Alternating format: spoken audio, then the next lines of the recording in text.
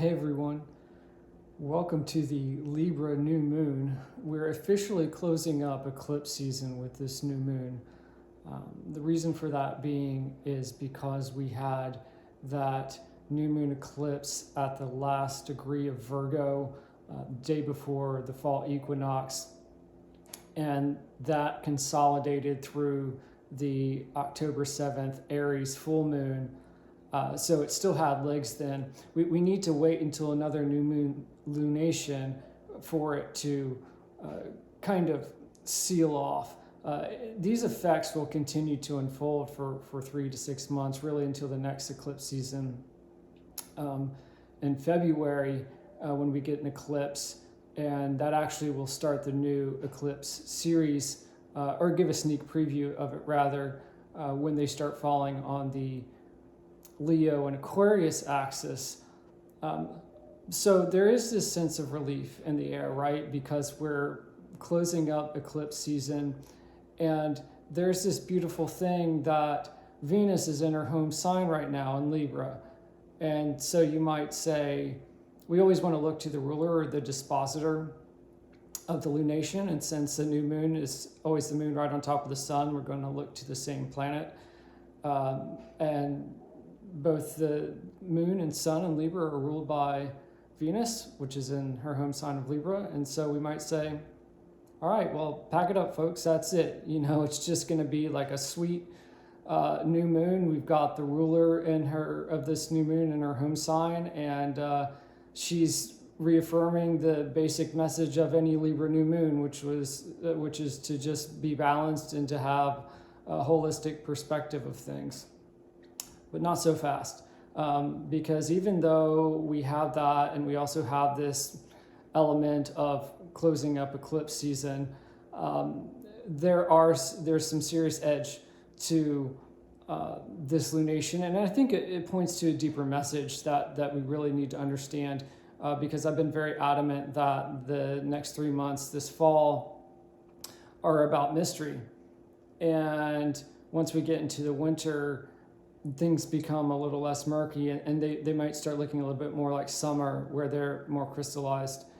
And so we need to use this lunation, and even the previous one, the full moon in Aries, to really understand that this fall is about, there's a lot of review going on. There's a lot of planets going back into signs that they occupied before the summer. And I'll talk about all that, but just to kind of give us a foray into this topic, I want to read off a couple of posts that I made on X and just open up the conversation that way. So last night I posted, here's advice to prepare for tomorrow's Libra new moon. Find a situation where you've been struggling to assert yourself, accept the fear. Then ask who or what could encourage you to come out of your shell. Once your mind believes, and that was in all caps, once your mind believes support is possible, you can take forward action. Because here's the thing, Libra is about you and me. It's the self and the other, right? It's about the relationship. And even if it's a system, right, like a civil society in the abstract, because Libra can be quite abstract. It is a cardinal air sign. It in cardinal directions take executive action, and it's very intellectual in that regard. It's symbolized by the scales of justice, so it's not even like a human or an animal in the zodiac. It's an instrument. So it can be highly intellectual in that way.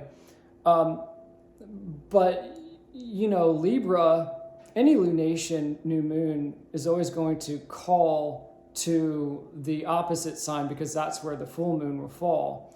And Libra especially wants us to understand this yin-yang principle, that it's really not 12 individual zodiac signs, but it's 6 sister signs, right? And so it always wants us to understand the Aries aspect of that equation, which is the opposite sign of Libra, which is the individual taking action rather than a lot of dithering about trying to be diplomatic and unify.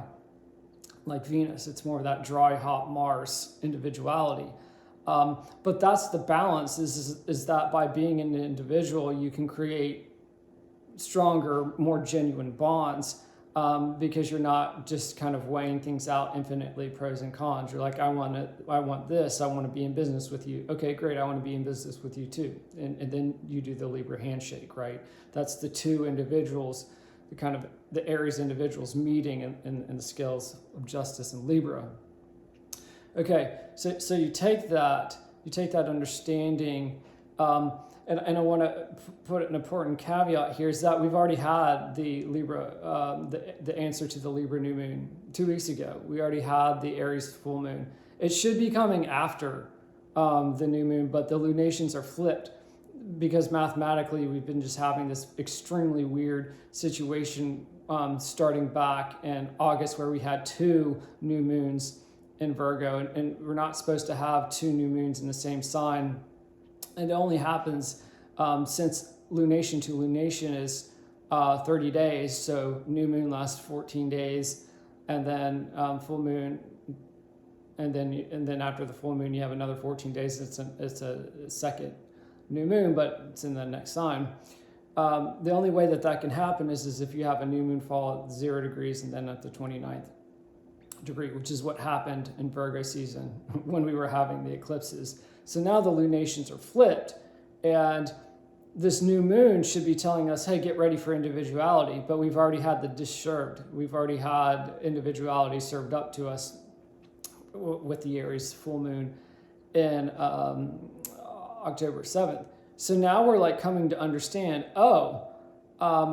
this is why I feel full moon in Aries. This is why I feel like I need to take action, but I don't know how. I feel like I'm like lacking support. And so this new moon in Libra comes in, especially with the ruler Venus in Libra as well, and saying like support is on the way. Okay. And there is an Aries factor in this new moon. In fact, the new moon is very tightly opposite Chiron in Aries, which has been there since 2019, creating wounds around action. I mean, the whole cultural discourse now is like, where are we going? And this opposition, which is a very Libran Venusian kind of energy, me, you, opposite each other, is saying like, let's balance this out. Let's not think we're so dependent on systems, but let's not think that we can't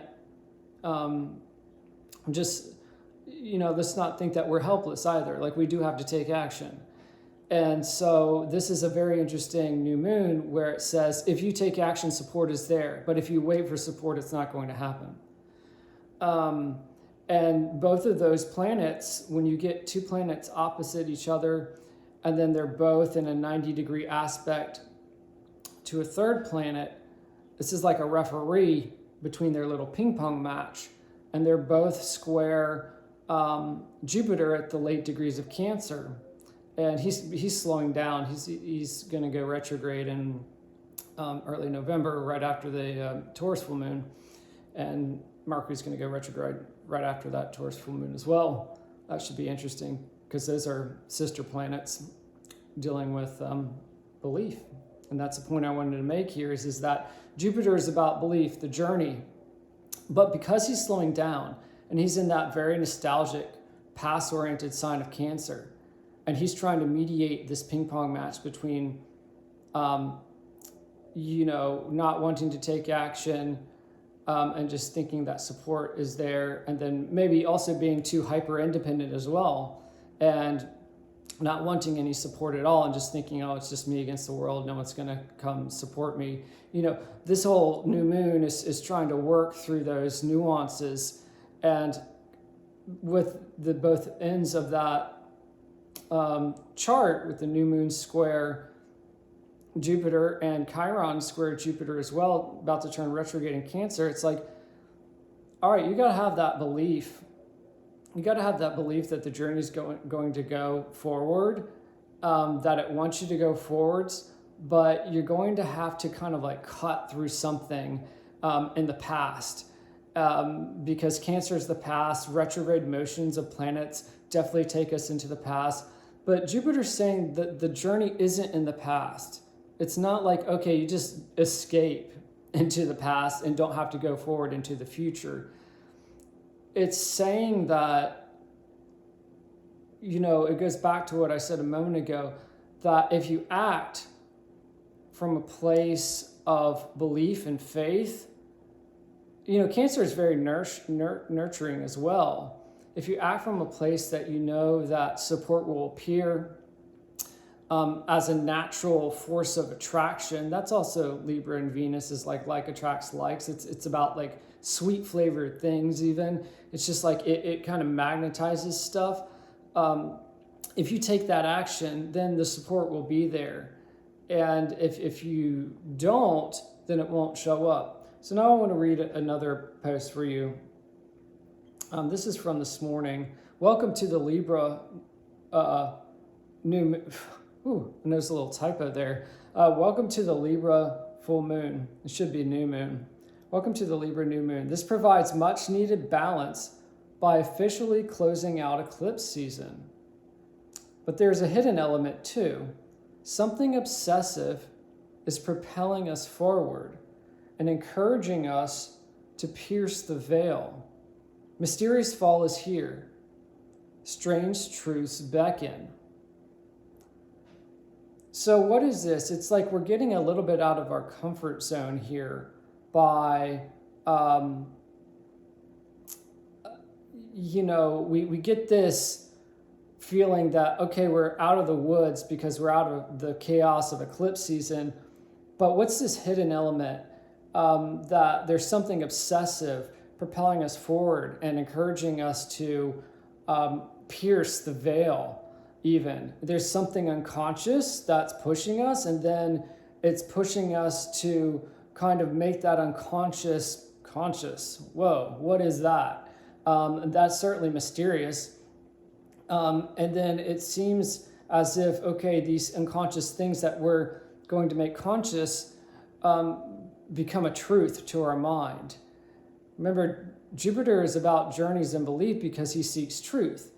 And he's saying, maybe the thing that's keeping you from believing that support will appear if you take action is that you don't, this strange truth is that you don't want to acknowledge that old systems of support are crumbling. You're like, oh, I don't know about those new systems of support because they're untested.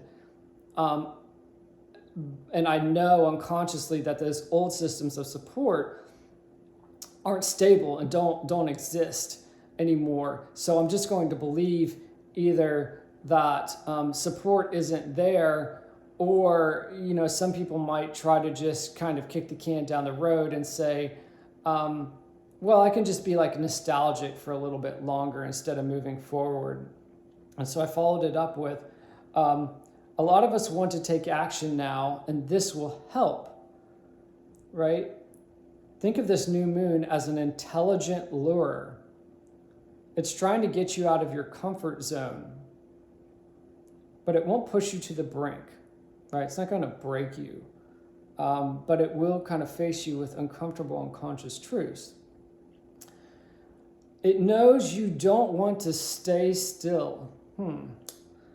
And so it sweetens the deal with hidden truths. So we see that Libra and Venusian sweetness trying to use that sweetness not to create typical Venusian homeostasis. Oh, I'm just going to lay here on the couch with my silk and my chocolates and be super Libran and Venusian. There's something, this is like, there's a hook behind this piece of chocolate, and I want to bite down into it because it's going to pull me into some other realm of truth acknowledgement or truth telling, and that movement will create that forward momentum that I need. The Libra Venusian energy wants to help you move forward. That's what the help is. It's not helping you to stay more still. The overall message is that we've been trying to move forwards, and the type of help, that's how intelligent Libra is that typically it'll just kind of bring things to a pause or neutrality. It's coming in here to almost lure you into action by saying like, you're going to get something good by going a little bit to the brink, almost, right? Because that's, as we'll talk about, what Scorpio, the next sign, can do where there's a lot of action, is just like, oh, it can kind of like take you so close that it feels very bitter. But we're going to get this kind of like sweet payoff on the other side of it. I write, an example of hidden truth. The tension between mainstream and alternative used to drive culture forward, but as that collapses, we have to create new microcultures, right? And that's that new support system. And then I link to a tweet that says, MTV is shutting down its music channels across Europe by December 2025 as the network shifts focus to reality TV, which is a big thing, right? You know, MTV kind of defined a generation or two. And so I write, ironic headline because my Sunday newsletter just talked about MTV's role in the 90s. And it's true. You should go read that newsletter. It's sightfulmedia.substack.com. And it talked about how there was this conversation between the alternative subculture and the mainstream culture in a way that created this harmonious parallel dialogue that's very Libran, or that was very Libran or very Venusian, and that tension between the two created identities for people, whether they wanted to be normie or whether they wanted to be alternative. And so they both served their purpose, right? It was almost like an agree to disagree. And now that that's being removed, now that there's no inherent tension that was provided by the old support system, even the tension and the anger was a type of support because you could navigate and orient yourself within this wider cultural conversation. Now that that's gone, people are like, oh, what do I do? Where do I go? How do I act? And we're going to have, you know, and then next day, you know, someone messaged me and says, hey, MTV's shutting down. Like literally what you were talking about yesterday. And so what are we going to do? We just going to wait till MTV says, just kidding? No, it's gone. We're going to have to, or the new MTV is going to come in. There's not a strong chance of that right now. And so we're going to have to create in miniature these microcultures that speak to a creative renaissance. And through that, we will experience a new ecosystem of support where we can create dialogues between the self and a system, and that will give us that identity that we crave. But again, we're going to have to do that first. It's not just going to just land there for you. And I think that that's the intelligent way the universe is saying, you know, sometimes Libra can be very codependent. And this opposition to Chiron and Aries, and then both ends are square Jupiter and Cancer, is saying like, that dependency narrative isn't going to work. You're going to get that thing that you want, that sense of forward movement and personal identity, but only after you take this kind of belief, this leap of faith, this risk, based on some core values, which I'll talk about here. I'll give you some strategies. And then that kind of ecosystem that was once there will appear. And even then, it's not going to look the same way.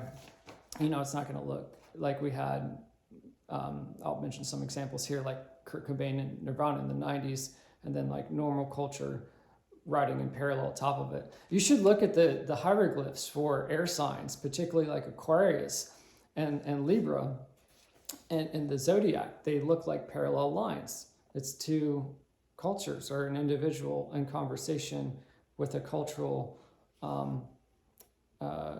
kind of model or template or dialectic that allows that individual to position themselves within society. And that's crumbled because there's no mainstream or alternative that's sharply defined anymore. All the individuals are adrift. Okay, so new moon ruled by Venus on Libra. That's good. That means that there will be a conversation happening, okay, that gives you some sense of identity. But again, it just won't happen. You'll need to initiate. and that opposition from Chiron and Aries, um, it's the pain of Chiron is like, oh, I feel this like lack of tension in my life between individuals and systems. I need some overarching system that will help me kind of position myself in this grand scheme of things. And lacking that, I feel the pain of being adrift. And so, we've had this collapse of mainstream and alternative culture, right? And in the past, so for example, Nirvana would have appeared on MTV. You would have seen Smells Like Teen Spirit. And then you go to a mainstream network like ABC, which is a very family-oriented channel, and you watch a show called My So-Called Life, and then it's a bunch of teens. This was also, by the way, at the time when this episode aired on October 27th, 94, this was also the time, similar to now, that Saturn was in this liminal zone between the end of Pisces, right? Very nostalgic, very like melancholic, very like wrapping up. That's why people look to 93 and 94 as like, oh, that was like the last of the great 90s American culture, right? And then it goes into Aries, and all this stuff gets pioneered. We start getting this new kind of millennium Y2K culture, kind of metallic surfaces, and this kind of like, like this NSYNC culture. And then Tom York has Saturn and Aries, puts out OK Computer. Smashing Pumpkins put out Adore, which is more electronic. Things just get kind of, Aries is the world beginning sign, and things just start getting more futuristic. So that show was riding that line between like things dying out and something new being born. And Kurt had died June of 94. And so this episode was airing for audiences for the first time on October 27, 94. The two characters are in a library, and there's an issue of a Rolling Stone talking about Kurt's death. And so they reference him. They look at the magazine and they reference him in it, and they kind of lament his death. And typically they're kind of dressed like him, but it's interesting because it's Halloween, and one of the girls is dressed as a 1960s student, and she's wearing her mom's green mohair sweater, which was one of Kurt Cobain's most iconic fashion pieces. And so it's kind of referencing the way that we become avatars and archetypes in our world through having a branded identity, whether we're in the alternative world or the mainstream world. And actually having both of those in tension allows us to kind of put ourselves in like kind of one of those camps or fields, right? So there is, even within this mainstream show, these layered cultural references that audiences were picking up on, whether they agreed with it or not. And it gave this sense of what I call a big tent culture, that all the codes, this is why people say like, I go and have a conversation with someone, or I look at someone on the subway and it's just like the Tower of Babel has fallen. Like all the wavelengths are off. I can't sync up with people. I go on the dating apps and this weird interaction happens, right? Because we're going into this age of Pluto and Aquarius and Saturn and Neptune and Aries, where all this stuff is becoming new. And all the old forms are getting jettisoned, right? And now, when we look back, in the very recent past, we can see the ways in which things were more consolidated and cohesive based on what I'm talking about, this kind of Venusian, Libran cultural conversation between parallel tracks in culture. It was interesting because actually a few days later, after that episode aired on November 1st, 1994, which is kind of a pagan holiday, is called Samhain, so that's kind of eerie as well. MTV Unplugged, Nirvana's MTV Unplugged album, it was recorded in 93, it was aired in 93, but that album came out that next 3 days later. And during that performance, Kurt wore that green mohair sweater, which he's so famous for. And it was interesting that it aired on MTV. So it was just this like pocket of time that I came across recently, and even has some astrological resonance with now, that, had all of these layered cultural conversations, but it would not have felt layered to the people living at that time. It would have felt very natural. It would have felt like, oh, okay, this is where I kind of fall within this grand scheme of things. It's even interesting now that this lunation is happening in Halloween, right about, it's in a few days. And this kind of meme that we're discussing here of costumes, and how looking back now at 93, 94, it might look like they're cosplaying as grunge artists, but they were just listening to Nirvana and the Cranberries and all these other, the Lemonheads, all these other artists that were referenced in the soundtrack on that show, My So Called Life. They also had astrologers working on that show. Claire Danes confirmed that once. And they did like color schemes and things like that too. That's why she has that kind of iconic red hair.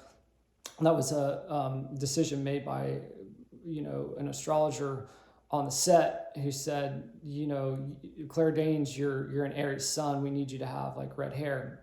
And so a lot of people like associate that character that she plays with that kind of Aries energy of like, we're coming out of like the deaths of Saturn and Pisces. And my gosh, we're seeing a lot of cultural deaths with Saturn and Pisces this fall. He went back there and on Labor Day of all days.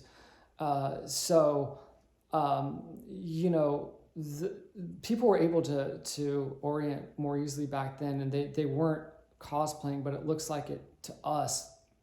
And so it's so funny. It's like someone might look at Nirvana today and be like, oh, why is he wearing that green sweater? Like, is he kind of like trying to be like Buddy Holly or someone like that?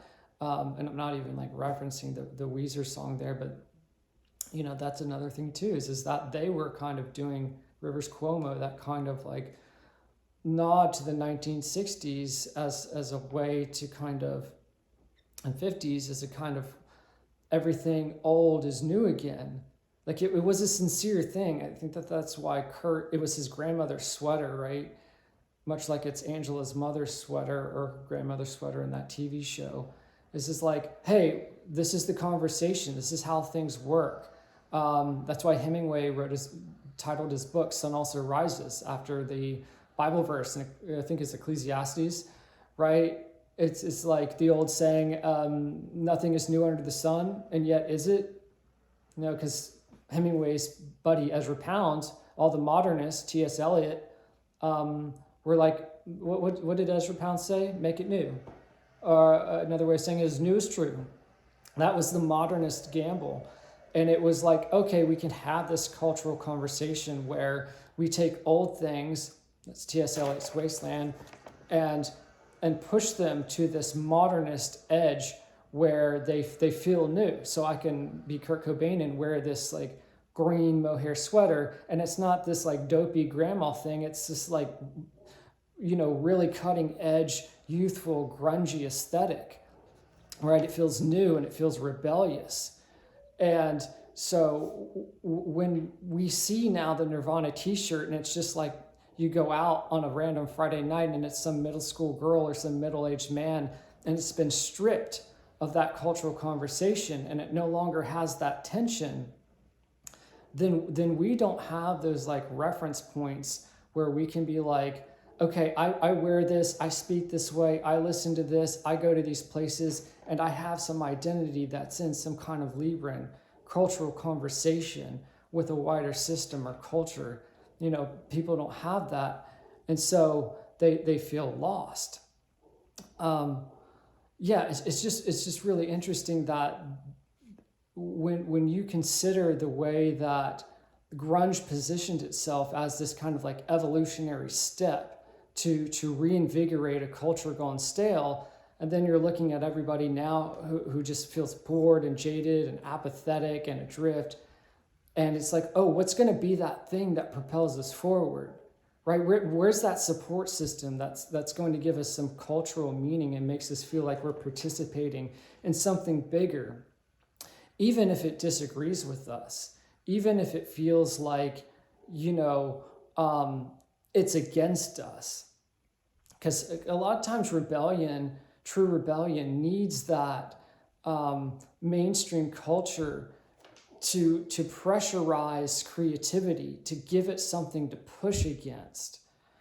And lacking that, it just becomes this kind of infinite jest of smoothness, where culture is very homogenous, in a way that's lacking texture and friction. You just get in your car, you tap at the gas station pump, you don't even have to like swipe your card anymore. You get DoorDash, everything is like seamless and frictionless, and you're wondering, okay, like maybe we look back to the 90s now and we're done with MTV and we're kicking it to the curb and we're like, oh yeah, that was maybe kind of silly back then. But then that nostalgic bent goes, well, hey, well, they had something there. They had some kind of culture there where people could feel, if not stable, somewhat oriented in a way that felt like they could do something, that they could take action and have forward momentum. Okay, so yeah, this is the idea now that we've been simmering in this post-modernity. Now we're out of the modernist arc and we're like, God, we can't even make old things new again, but my belief is that we're entering the patchwork age, which is like a post-modern, it's such a silly thing to say, postmodern landscape where you can remix things. And it's not so much the adaptive strategy of modernism, where if you take something old and you kind of turn it on its head, then it's new. Like, hey, I'm going to wear my grandma's sweater and then it's going to be an icon of like youthful rebellion. It's more like, how can we put things together in ways that haven't been combined before, and then that can give us some kind of microculture that feels fresh and propulsive and giving us that action that we crave. So maybe you're like this really conservative, business-oriented person, but you're also like a really crunchy hippie as well. Or you're like a banker who walks barefoot on his permaculture farm or something like that. Just spinning off some quick examples here. Things that were typically compartmentalized before the Tower of Babel fell. Now that's not so regimented, and we can move more laterally and decentralized across these micronodes.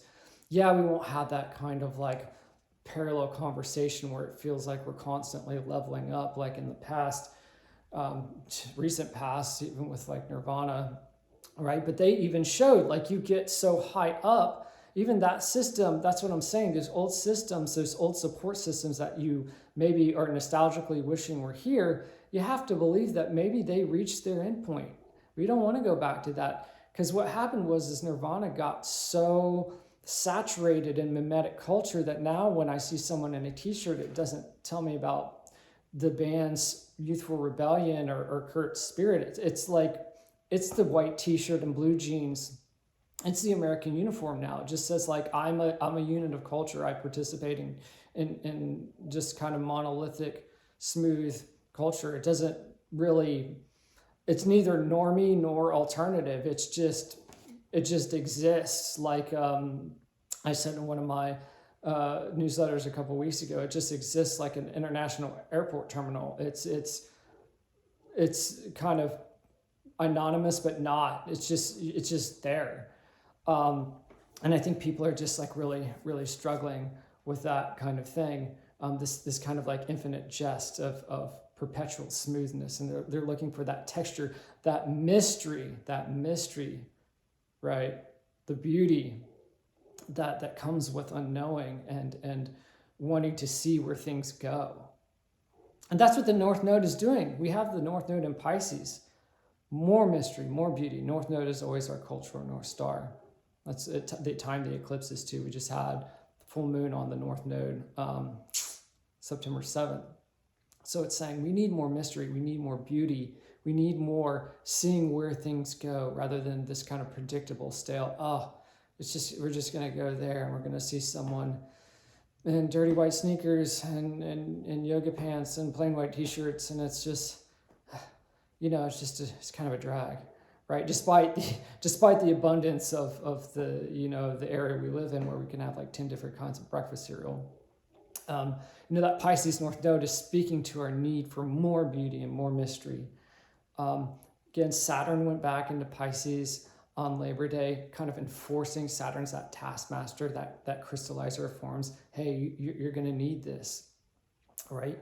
And the nodes being immutable signs, South nodes in Virgo, which is like, get a little organized, but not too organized. Lean towards the North Node of mystery and beauty. Saturn going back there is like enforcing that mutability, which I describe as this mutable fall is things like switching in and out. We have all these planets like doing these weird things at lunations. Like on August 23rd, which I called like a pre-eclipse portal, because the full moon on September 7th in Pisces was an eclipse, as was the September 21st one. At the 29th degree of Virgo, that was also a solar eclipse. Those were eclipses for the back half of the year. That August 23rd new moon at 0 Virgo set it up, squared Uranus, which had just gone into Gemini for the first time since World War II on July 9th, right about the Capricorn full moon time, squared it exactly, right? And it was kind of like the switch, because by the September 7th eclipse, that was right about the time that Uranus turned off. So it was like, click, all right, you had your summer fun, go back into Taurus, which we'll do here in a couple of weeks. I'll talk about that at the next video for the November full moon in Taurus. Clicks that. We have the September 22nd eclipse at 29 Virgo, actually opposite that Saturn, right? And then we had, so it was kind of like, oh, okay, like, we've got to like kind of mourn some things here, literally or metaphorically, in order to move forwards. Clicked into 0 degrees Libra the next day for the fall equinox. Mars actually also went into 0 degrees Scorpio the next day, kind of clicks forward, switches forward. On the October 7th Aries full moon, Mercury was in Scorpio. I think if I'm recalling correctly, a lot of details to keep track of here. If I'm recalling correctly, it went into Scorpio like right about that time too. So we're seeing like all these things, these new cycles kind of flip on as old cycles are flipping off throughout this fall, or cleaning up, old cycles cleaning up. Saturn going back into Pisces this fall. He's been there since March of 2023, and then he's done. And he goes and meets Neptune back in Aries in February of next year. It's like, whew, that's a whole new world right there. So between that full moon on October 7th and today's Libra new moon, we have Pluto turning direct and Libra, or Venus going into her home sign of Libra on the same day. Whew, that's crazy too. Pluto's like, yeah, I'll be ready for that new world come February, when Saturn and Neptune can join at the world beginning point at 0 Aries. And Venus is like, yeah, let's get things moving. I'm all about harmony and unity and conversation, but I'm the champion of it's like Venus kind of got this kind of like weird, like kind of spring in her step. Like, yeah, let's like move things forward. I think it's because there's this kind of mutual exaltation going on. She's in Saturn's exalted sign in Libra, because, Libra wants to be patient as it weighs things out. That's why Saturn does well there. She's exalted in Pisces where Saturn is. So there's this kind of like mutual exaltation going on. It's like, yeah, take your time, review things, get out the dead wood, but do it with an eye to moving forward. We also have Mars in his home sign, very strong there, pushing things forward. So, and he's Venus's lover boy. That's, I always want to kind of look at what they're doing.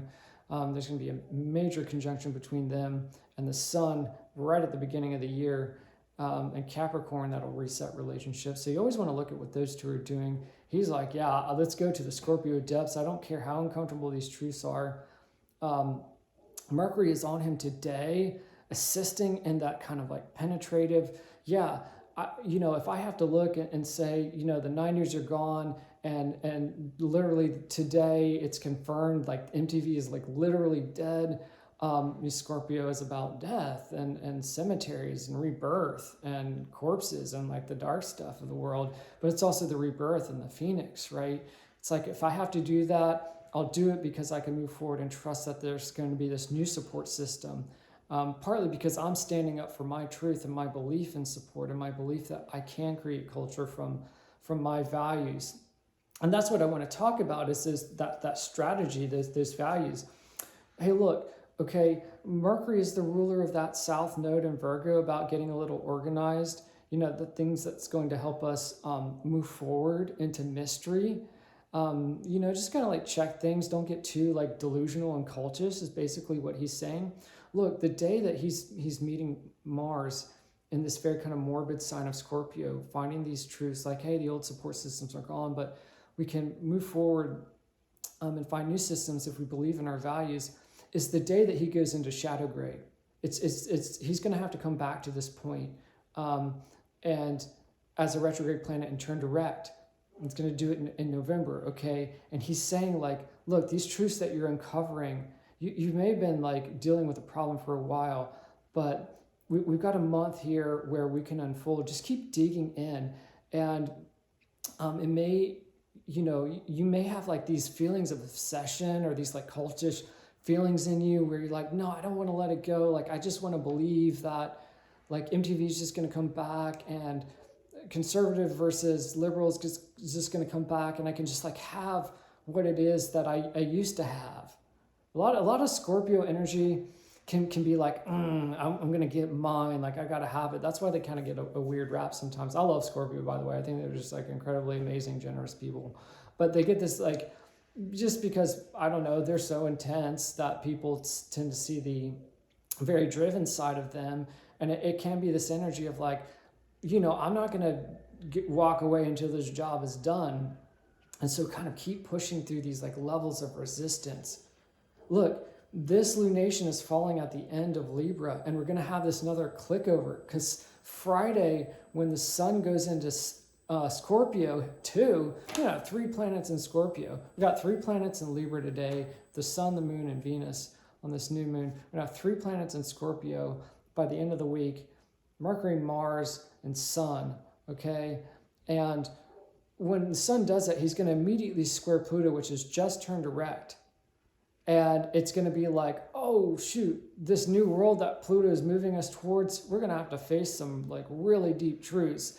And it's going to be about like the fact that we let a lot of systems continue running throughout the 2020s, first half of the decade, because we thought it was going to return back to normal, and none of this stuff works. Like, we were just like totally deluding ourselves, and people are just going to go, oh, I'm done with it. Like, think of Scorpio as just like, it literally refers to like waste and vomit and feces. Like, it's the bowels and the guts of the universe. It's just and it's about like volcanoes and purging. It's like, oh no, like, oh, what was I thinking? Like, I'm done with that.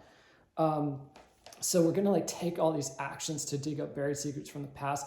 A lot of stuff is gonna get exposed in politics and economics at this time.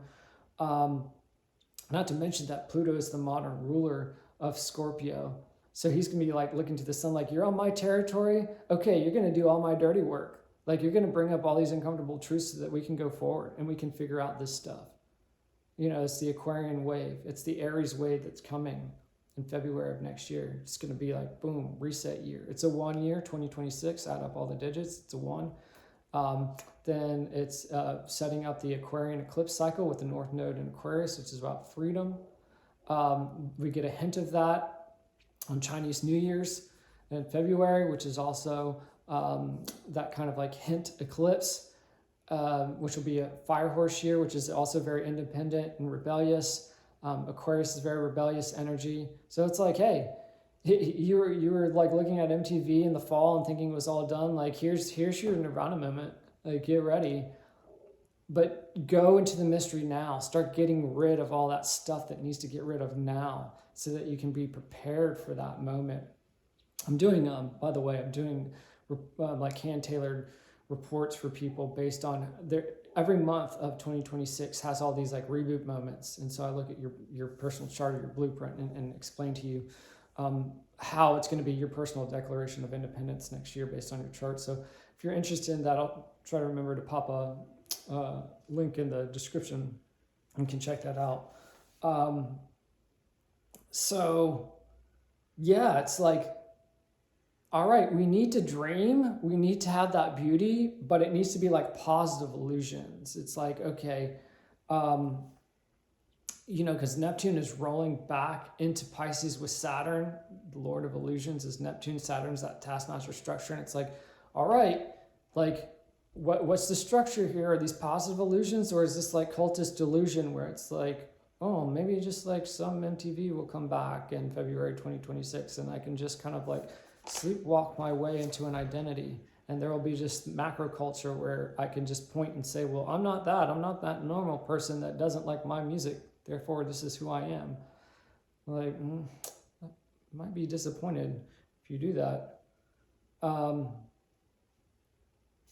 Last thing I'll say is that because we have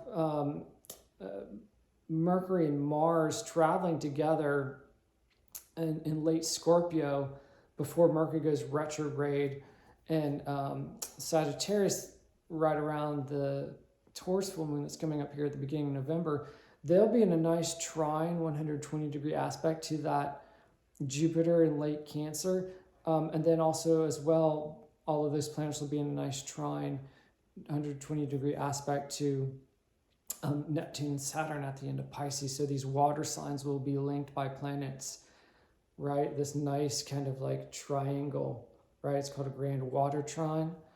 And it's going to just bring this emotional, like, kind of like, like all this stuff is like coming up to the surface from the unconscious, and it's like kind of telepathic almost. It just could feel super intuitive. And it's like, oh, that's what I need to do. I need to just let this stuff go and start acting, and all the support systems will come in.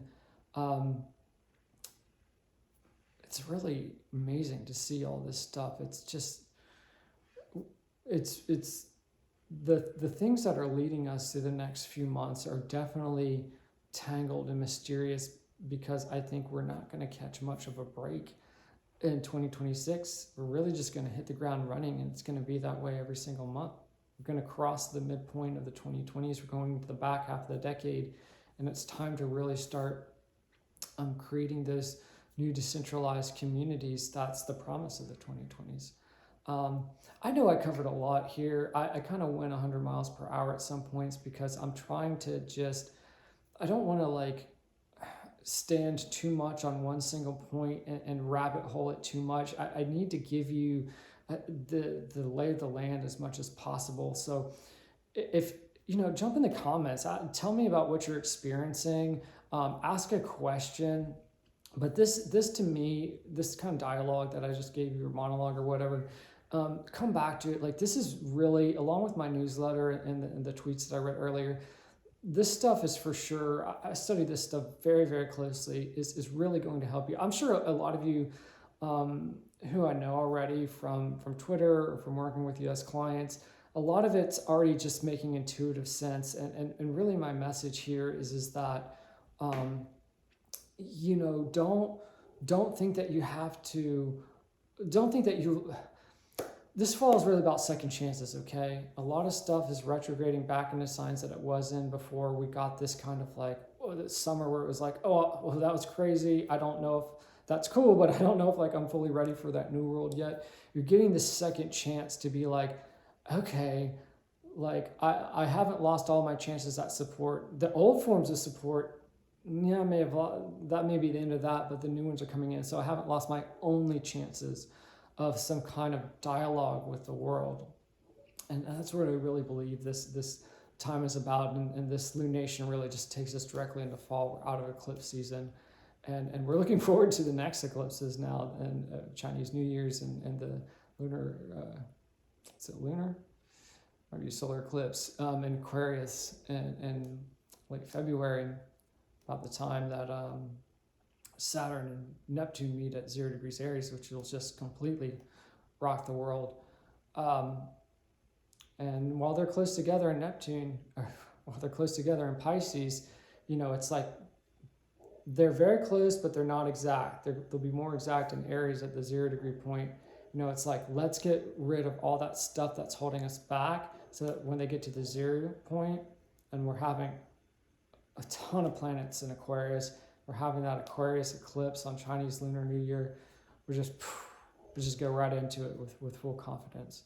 So again, throw some comments down there. I want to hear what you guys are going through. I want to hear any questions you might have about this. Please find me on X, because I post about this stuff every day. It's also Zeitful Media on there. I'd love to have you read my newsletter. I talked a lot about this stuff, like MTV and the alternative mainstream culture in detail on there, zeitfulmedia.substack.com. I'll throw in a link about those 2026 reports. And yeah, love having you guys around. I look forward to next time.